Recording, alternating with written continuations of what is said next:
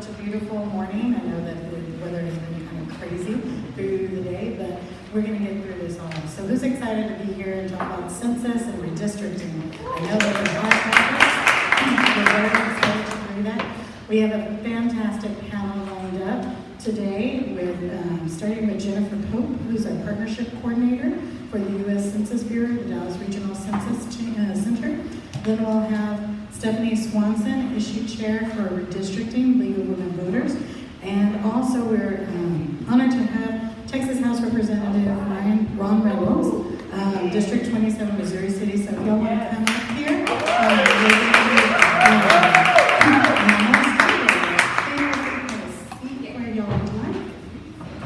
Yes, I will. Thank you. So one of the things that we want to talk about most of the census, I'd just like to do some points. Oh, she's not going. That's right. She's got a presentation on the big screen, so make sure that you all can see the screen from where you're sitting. One of the things we do know, everybody knows about the census, knows how that works a little bit. We're going to get some updates on the census itself. I just wanted to throw out some beginning statistics because I'm a big stats nerd. And we know that there are 330 million people in the U.S. and there are 29 million people in the state of Texas. So we know that from census data from previous years. So Jennifer Pope is the partnership coordinator for U.S. Census Bureau. She has 24 years as a consultant and corporate trainer with American Airlines and Sabre. She is also part of the Census Bureau, and she was part of the 2010 census during that last round. So we're going to hear some updates from Jennifer on this year's census. Thank you. Right up the. That mic closer for you. This is our, good morning everyone. As I was saying, my name is Jennifer Pope. I'm with the U.S. Census Bureau in the Denver region. And this is our tagline for the census this year, Shape Your Future, Start Here. Anyone remember what the tagline was for 2010? Okay, remember they had the little hands, it's in our hands? So when they came up with this tagline, I was like, okay, why did they come up with Shape Your Future, Start Here, United States Census? But when you think about it, everything sort of starts with data. Okay. I normally talk really loudly, so I'm not used to having a mic. But everything really does start with data. Because of the raw data that we have, it has a lot to do with things that go on in our communities and in our neighborhoods. And that just tells about me again. I'm with the Denver region. One thing I do want to tell you, after the 2010 census, we had a region here, the Dallas region. They closed it, combined it with Denver. And Denver region is made up of 12 states. And I tell everybody everywhere I go that we're going to show them that Texas is the best state out of that 12 region states. Okay, next. So when we talk about the census, the one thing we want to look at is how we get from point A to point B. So the first thing we have to do is determine where we're going to conduct the census. And where are we going to conduct the census? Everywhere. So that's what we're doing. We're going to conduct the census everywhere. We just had our address canvassing. And with address canvassing, what that did, we actually sent people out into the neighborhood, and they had hand devices, and they checked addresses to ensure that when we send the information out in March, your invitation, it knows where to go. Once we do that, then we want to make people aware that the census is coming. So we're getting ready to bump into our awareness phase and let them know that they need to self-respond to the census. Once they self-respond, then we send out follow-up for people that do not respond. That's when enumerators go out. Once the enumerators go out, we have all of our data. On December 31st of 2020, we deliver that data to the President of the United States. Next. Go to the next one. Okay, so why do we do a census? It's on the screen. A lot of people don't even know why we do a census. It's because that we must do a census. So every 10 years, we actually do a census. Again, like I said, the last one was in 2010, so we're getting ready to have an accurate count for 2020. Next. Also, another reason why we do a census, it has to do with apportionment. So because of the data that was received in 2010, Texas actually gained 4 seats.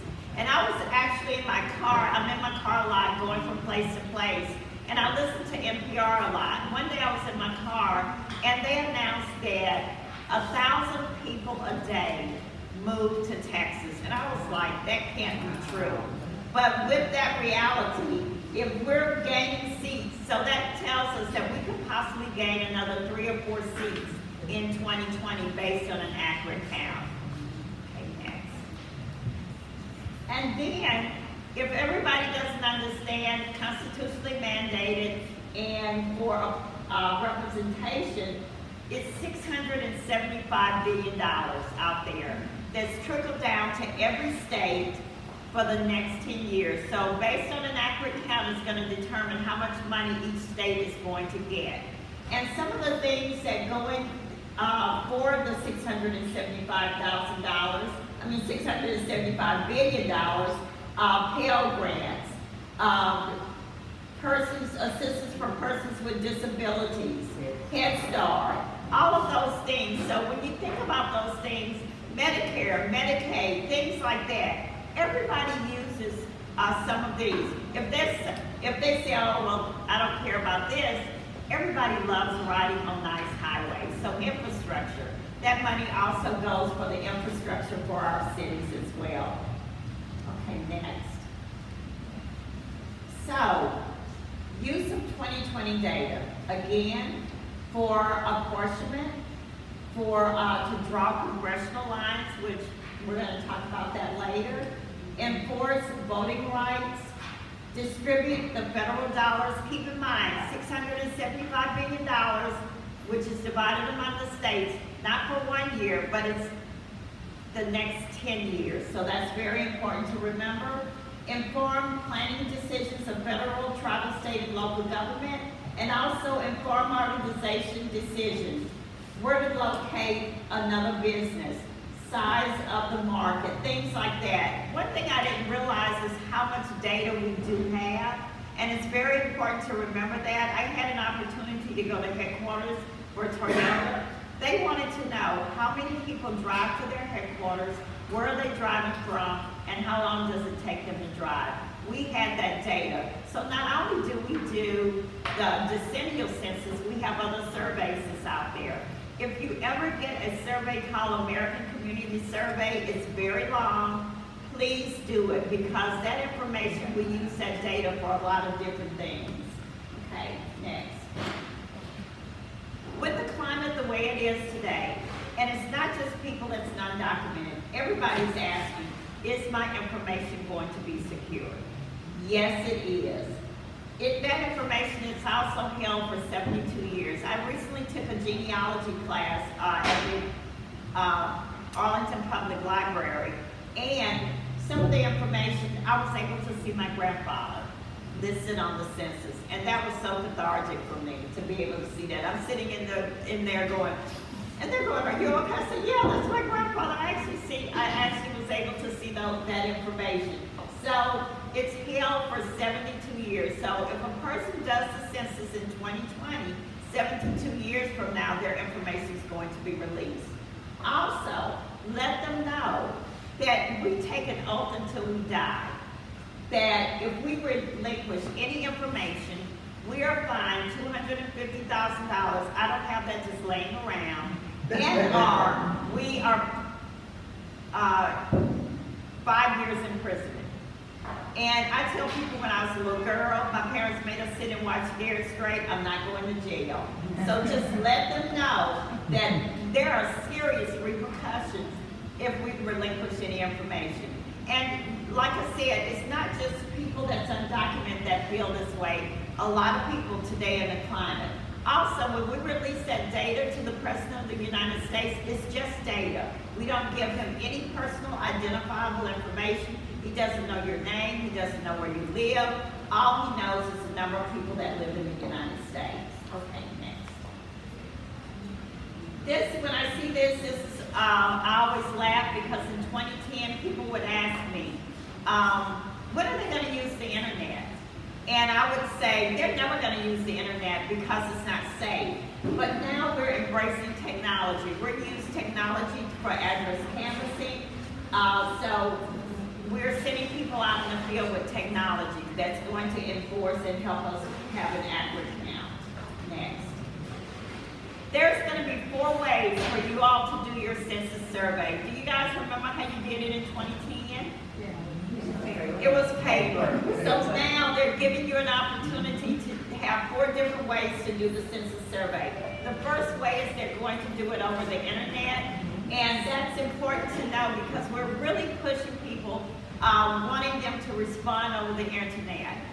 The second way is you're going to pick up the phone. Maybe the seniors who aren't as internet savvy, I know my parents will probably pick up the phone and call. They love talking on the phone. The next way is you can still respond by mail. If you don't respond by mail or any of the other 2, someone will come and knock on your door, and that's when any numerator will come to collect the information. So you have 4 ways to collect the information. Next. Some of the key dates that have already happened, we've already talked about address canvassing, which ended in on October the 4th. Through June and September, we actually started opening some area census offices. The area census offices, there's one in Commerce Branch, one in Duncanville, one in Richardson, one in Fort Worth. So those are some of the locations of the area census offices. Those offices will actually house about 50 people inside of the census office and about 1,500 on the ground. August, again, like I said, began address canvassing. Early 2020, they're going to actually start in January doing the census. They will do Alaska because they want to get ahead of the inclement weather. So after that, around March, so start looking in your mailbox, you will get an invitation telling you that it's okay for you to go online and do your census survey. Let's say I get my census survey, I get my invitation, but you don't. Excuse me. And I tell you that I received my invitation. As soon as you know the invitation is available, anyone can go online even though you haven't received your invitation. The invitations will have a unique identifier on them for you to input. If you don't have your invitation, you will be tracked based on your address. That's how they're going to track people.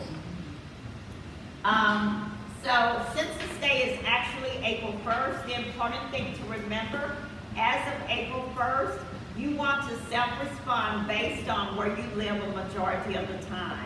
We're going to also have group quarters in 2020. In group quarters, that's where we're going to count hospitals, jails, nursing facilities, and also college students. Very important for your college students. Please let them know if they live on campus, they will be counted with group quarters.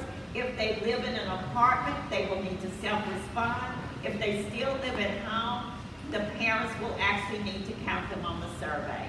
We don't want the college students to not be counted. The next thing is, and like I said before, after that, we're going to deliver that information to the President of the United States. And then in April of 2021, we'll start disseminating the information out to the states and cities so they can start redistricting. I just wanted to show you guys this map. I put it in Dallas, Texas because that's where we are today. We use this map to help us determine where hard to count individuals are. When we say hard to count, we're talking about veterans sometimes, apartment dwellers, children, college students, anyone that is least likely not to fill out a census survey.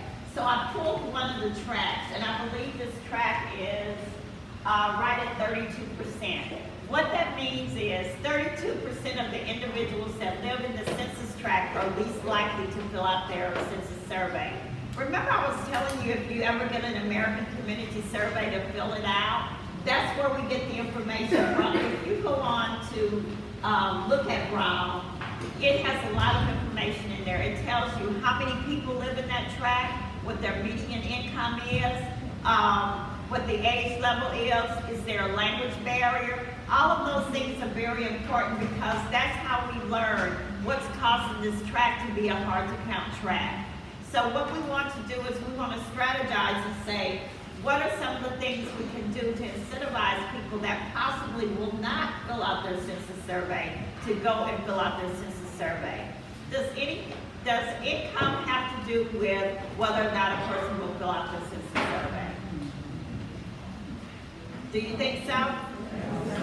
Sometimes, yes. Well, yes, it does. For a low-income person, of course, they might be considered hard to count because they're working 2 or 3 jobs, they're going home, they're cooking, they're getting up, going to their second job, making sure the children have done their homework. They're not thinking about filling out a census survey. So how do we reach them? In Frisco, the median income in Frisco is $78,000. Do they have hard to count? Yes, they do. Maybe they're thinking about something different. Should I go public? Should I expand my business? So everybody's thinking about something different, which can actually attribute to why they might be considered hard to count. Next. Okay, just to let you know, cities are forming complete count committees. Dallas has a very active complete count committee. And what complete count committees are, they are volunteers that the highest elected officials will actually appoint and ask them to help strategize and help them determine what they can do to incentivize people to fill out their census survey. Some of the, I think Dallas's complete count committee is about 65 people strong and they're adding more people. Arlington has a complete count committee. Theirs is about 35 to 40 people.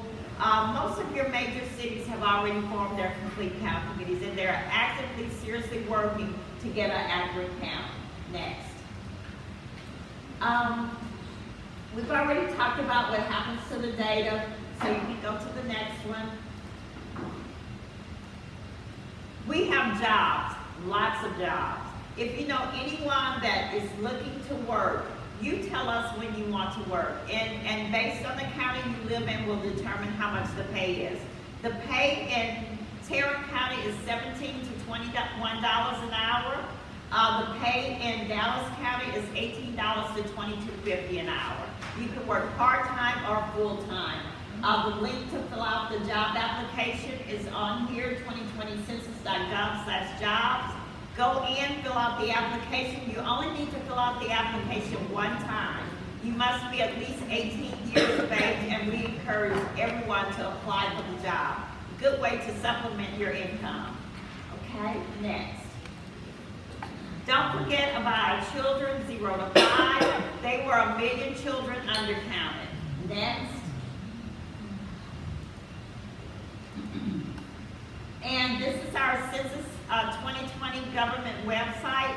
You can go on there and just remember, we want to count everyone once, only once, and in the right place. Thank you for your time. Thank you, Jennifer, for that really interesting information. I heard that statistic a couple of months ago that over 1 million children under 5 were not counted in the last U.S. Census. So we think about that and how many other people were not counted. I know as a nonprofit professional, we utilize the ACS survey quite frequently in grants and being able to determine and show need. So it's really important to have the census involved. With that being said, it also leads into the way that we talk about redistricting and how the census really impacts the lines that are drawn and what is happening in the state of Texas right now with our 2010 census maps and legislation coming forward. So we have Stephanie Swanson here, who is the issue chairs for redistricting for the League of Women Voters. She's also the lead organizer for Fair Maps Texas, a coalition of nonpartisan groups aimed to ending gerrymandering in Texas. Stephanie, can you give us an update? Can you guys hear me? Hi, thank you guys so much for having me out here. here. I'm so excited to be here. So I want to tell you about the public. First, Jennifer wants me to emphasize the importance of, before I go on, yeah. She wanted me to emphasize the importance of redistricting because not a lot of people understand how significant it is and how it impacts you both politically and on an everyday basis. So the way the district boundaries are drawn are going to determine how you're represented, right? Right now, the legislator draws the maps, and they can draw the maps to draw districts to be either Democratic or Republican. They have that power because they use partisan data to draw the maps. And the Supreme Court has said that that's fine, and you can go on and do that. So I want to make sure that you guys know that the way the district boundaries are drawn, it's going to determine how you're represented, which other communities are going to be included in your district, and ultimately who is elected to represent you. That elected official then turns around and makes very important decisions about the quality of the air you breathe, the quality of your health care, and the quality of your child's school. So we need to be active in this process as much as possible, and we need to be vocal as much as possible so we can guarantee or try our best to guarantee that we have good representation. So right now, our legislator is a little old-fashioned still. We still meet every other year. We only meet for 5 months, and so this makes the redistricting process incredibly difficult. So really what should be happening is we should be taking the census first and then having public input hearings to hear from people in the community about where their communities of interest are. That's not what the Texas legislature is doing. They're already holding these public input hearings around the state, and they're already trying to, for lack of better words, screw people over. So back in February, they had a series of organizational hearings to get them ready for these public input hearings to determine where they're going to be across Texas. I show up to the first one, the chairman says we're going to have 3 organizational hearings. At the 3rd hearing, we're going to take input from groups like the NAACP, MALDEF, LULAC. Well, at the 2nd organizational hearing, they show up, the chairman calls roll, they take a vote already on the location of these public input hearings. And on the list were locations like Marshall, Lufkin, Rockport, Beaumont, and in the meantime, our major metroplex areas like Houston, Dallas, Fort Worth, Austin, San Antonio, they only get 1 hearing. So those other 4 cities that I mentioned originally, they accounted for 0.07% of our population. So it doesn't make much sense to hold a hearing there when they don't have much population growth. So our coalition for Maps Texas, we have the ACLU, Common Cause, Texas Civil Rights Project, the League of Women Voters, and a few other groups. Well, we were all very concerned about their choices that they were making, and that they excluded the public from this process. So we start writing them letters, they ignore us.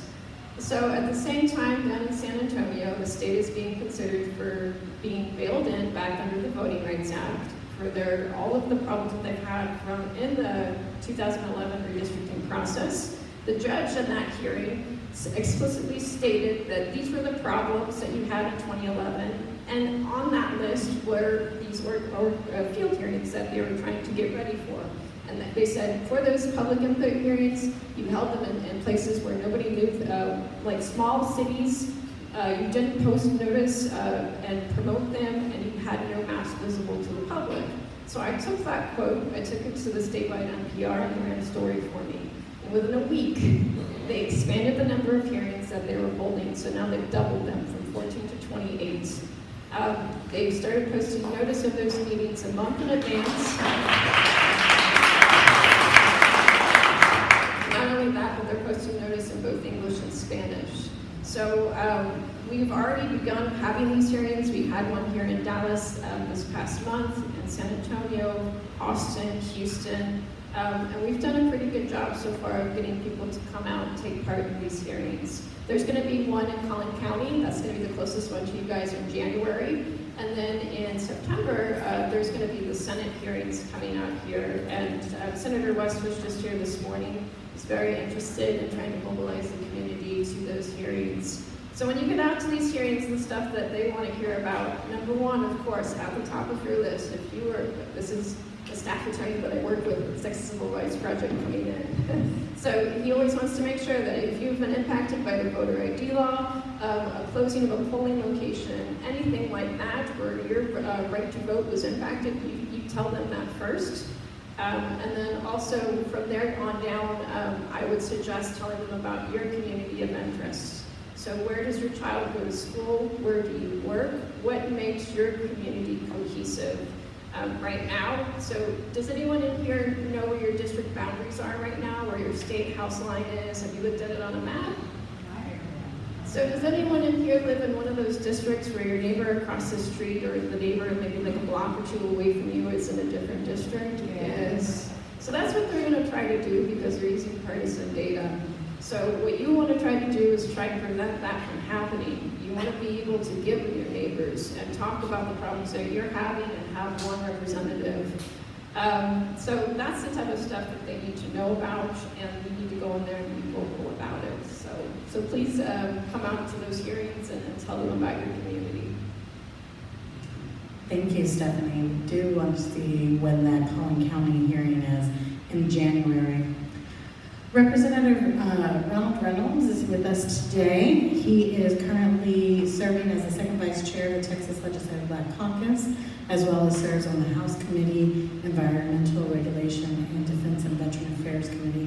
This being Veterans Day weekend coming up, we know that we thank all of our veterans who serve very proudly for our community, and that's why, again, the census and redistricting is important for us to be able to expand and have proper representation. Representative Reynolds, can you tell us about a legislative perspective on redistricting, on what you're seeing happening at the census right now, and how the legislature and your fellow representatives are looking to move forward in your communities?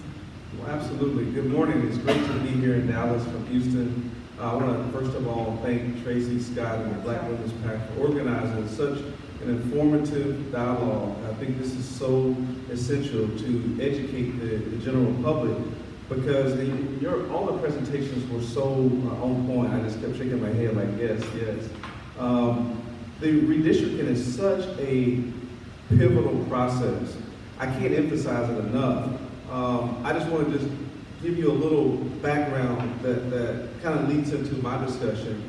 My first session, I'm in my fifth term, serving basically 10 years. My freshman term was a redistricting session. We, in 2008, did extremely well in the presidential elections. You know, we elected Barack Obama. We had made significant gains. That the House was basically almost even, I mean, in terms of Democrat Republicans. And then in 2010, when it really counted, we did very bad in the midterm elections, and the Republicans had a super majority. It was a bad time because we did redistricting in 2011. That was the last redistricting. Just like 10 years fast forward, in 2021, when the legislature reconvenes, it will be a redistricting session. And so what happened was I saw my colleagues do some very partisan, you can use the word shady, I think someone said shady, discriminatory, because courts have said that, racially discriminatory, gerrymandering. I mean, they were like Tom DeLay on steroids. He was the original architect of gerrymandering in Texas. And what she was describing in terms of communities of interest is they do what they call, you know, hacking and cracking. That's a term that they use to basically, if there is a minority community, they'll either crack it, where you're talking about your neighbor over here is in one district and you're in another district, to basically divide them up so that they don't be able to elect their candidate of choice. Or they overpack, oversaturate communities of color so that they can't elect other representatives in other districts. They put them all in one district. And so it dilutes other potential Democratic districts or Republican districts, depending on who's in power. And so, unfortunately, the Supreme Court, as was alluded to, has came down in a partisan way, 5-4, that this was okay. And basically, we've essentially diluted the Voting Rights Act And that's unfortunate. The Voting Rights Act of 1965 was basically blood bought. I mean, I stand on the shoulders, we all do, people who fought, bled and died to pass that pivotal civil rights legislation. And it's been watered down. And so now my colleagues, they're taking advantage of it because the Voting Rights Act used to really essentially protect communities of color. It did. You can scratch that out, almost. Almost. You put it's almost gone until Congress reauthorizes certain parts that was gutted in the Shelby case. And so, I'm happy to see Professor Carole Robinson because during this last session, he came up with a great piece of legislation that I filed, and we had a public hearing before the Redistricting Committee.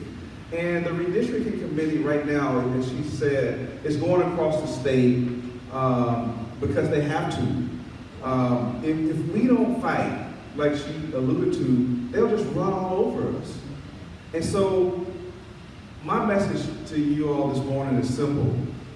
If you want to have fair representation where everybody has an equal stake in the outcome, where you can elect communities of color and minority populations can elect the candidate of their choices, then you're going to have to be engaged, first of all, in the census to make sure that you're counting. The state of Texas, sadly, even though we potentially will lose billions of dollars, they're not even investing the resources. The state of hear me out. The state of Texas would stand to gain, as you said, billions of dollars in additional resources for infrastructure, things that are going to help this state.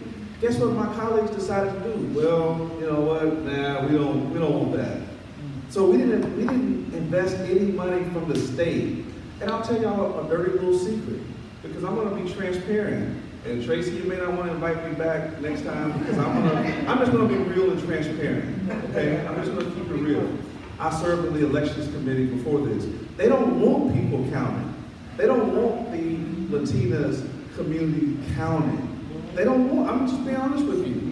They would prefer that there's a lot of undercounts, because if there are undercounts, then we may not get those congressional seats in those communities. Because the way it works is, and she started to elaborate on this, it's all about apportionment. So the more population you have is basically the more seats you'll gain. The reason why Texas is gaining these potential seats is because of the population growth.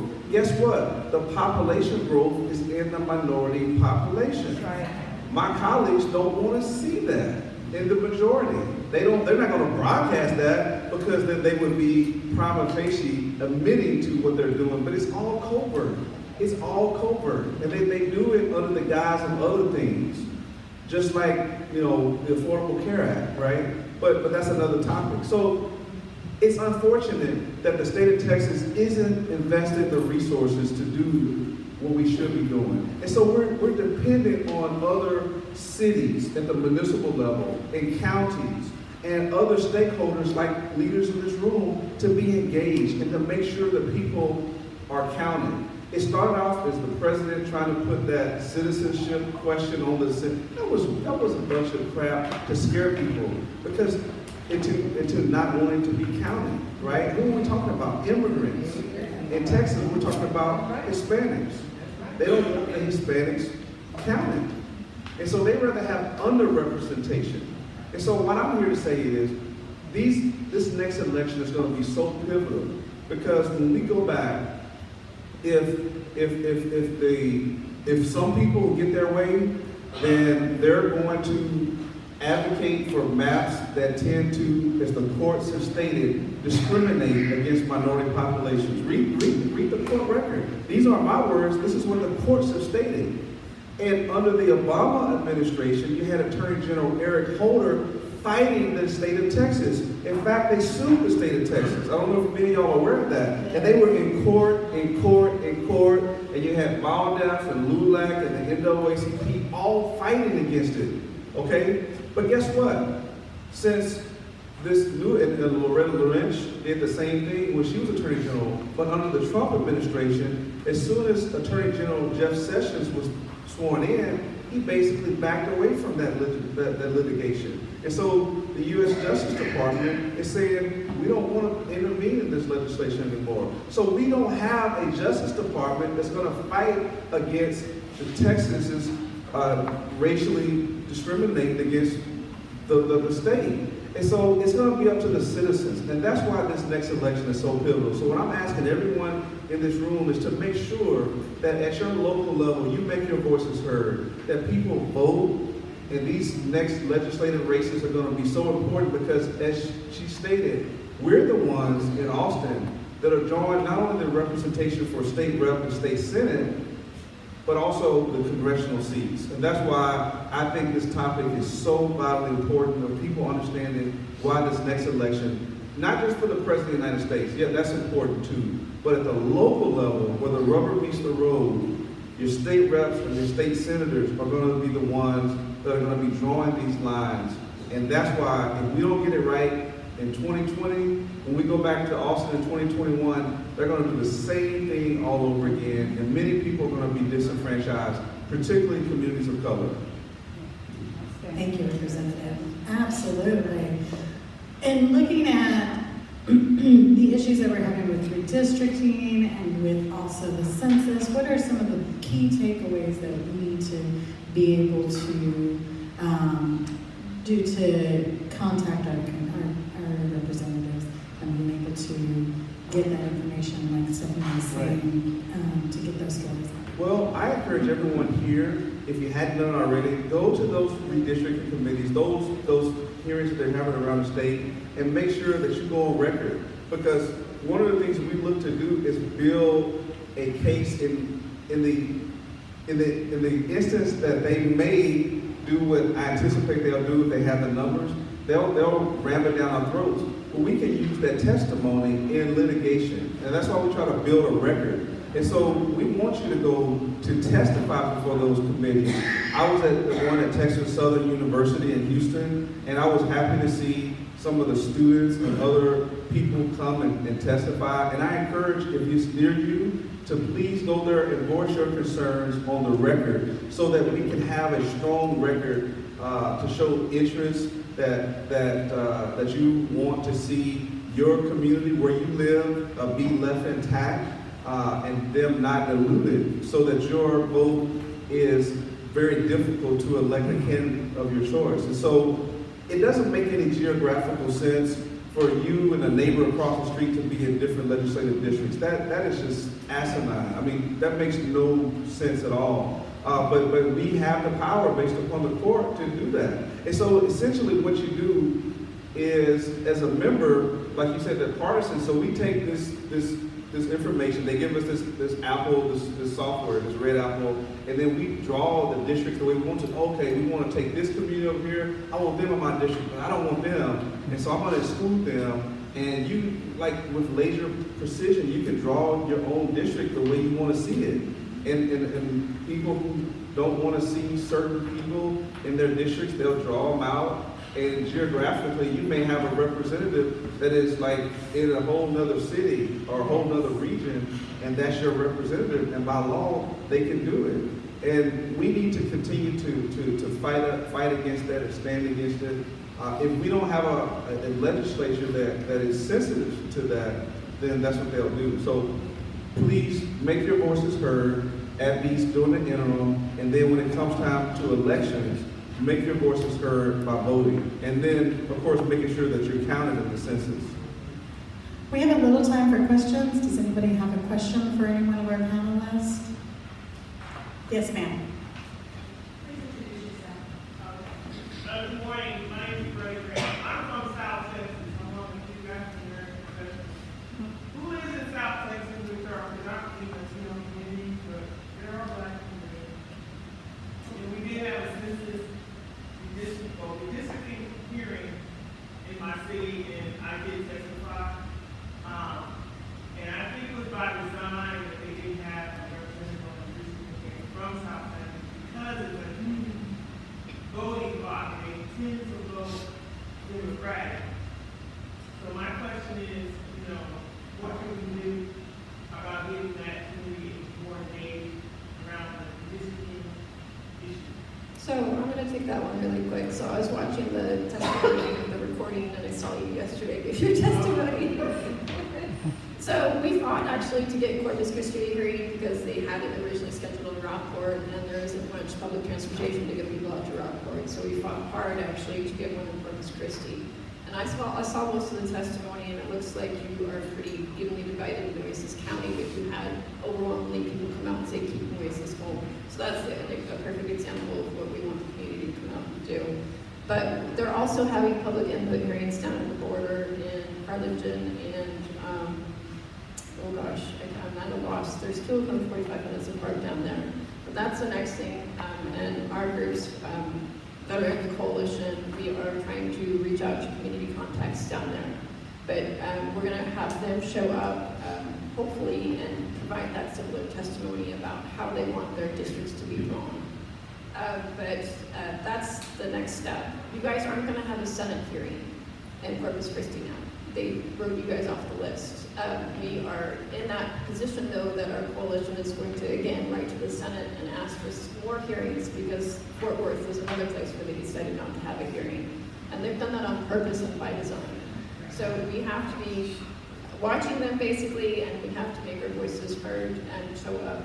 I want to say one thing really quick unrelated about the census to give you guys some more ideas about mobilizing because it's super important. It keeps me up at night. So down in San Antonio, we're going to be working with the Neighborhoods First Alliance and the Cesar E. Chavez Legacy Education Foundation. They hold their annual marches every year. So we are going to be out there, and they are going to be the ones delivering the messages. We are working to find business leaders who are also from those communities to come out to be spokespersons for those events. So those are some really good ideas up here, because I know you guys are in politics and you like to get people mobilized and add to these events. So we can be utilizing these already existing events to raise awareness and to build trust in the process, basically. Can I say one thing? The one thing that should be stated and emphasized is the female vote, particularly women of color, are going to make a pivotal difference in shaping the public policy. It's not really publicized, but it's a fact that in 2008, African American women became the #1 voting demographic block, surpassing Caucasian men. And the black women vote is going to be pivotal. I can't even emphasize it enough. I mean, there wouldn't have Alabama. There are other examples of it. But right here in Texas, if black women and women of color exercise their voting strength the way that they did in 2008 and again in 2012, then we'll have some different outcomes in 2020. And so I'm hoping that with the Black Women PAC's leadership and all the leaders here across the state, that we will have a tremendous get out the vote effort and let people vote their interest. And I think African Americans and women of color are going to be the leaders in shaping the outcome of these next elections. Well, not only the elections, also Black women and Latino women are the largest minorities who are creating small businesses. That's right. And so that's a huge impact to the state of Texas and also to what we're doing. I have time for one more question. Yes, ma'am. My name is Shirley McKellar, and I'm from Tyler, Texas, and I serve on city council there, and I'm on the board. And one of the citizens, Dr. Nancy Nichols, wants to find out, when you go into the homes, is it possible to carry voter registration forms? Is that for the census? Yes. Well, Jennifer would be No, we cannot, because we have to remain bipartisan, so we can't do anything when it The comes to. Census Bureau cannot, but The if Census Bureau cannot, but if there are volunteers that. with different community groups. Right, because then in we can. Tyler, the one thing they do have in Tyler is a very active, complete count committee, and you can get with them, and I can give you the person that heads their. Okay. That was just a question from. Yes, ma'am.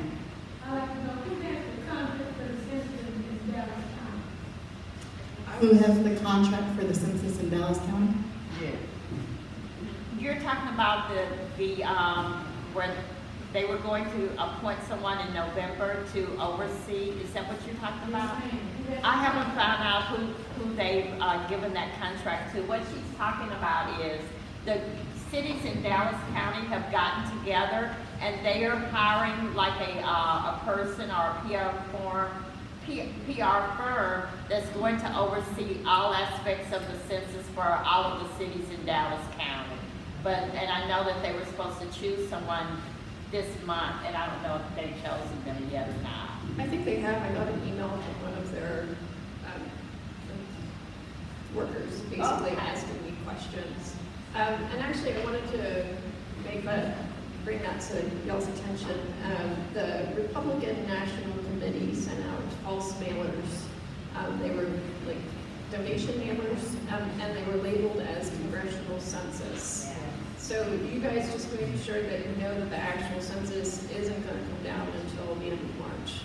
And so that's created a lot of confusion because they did send it, unfortunately, to a lot of like older folks' homes and stuff like that. And in certain areas in the west side of Houston, I know it was a really big problem. So just be aware that the census isn't going to start officially until the end of March.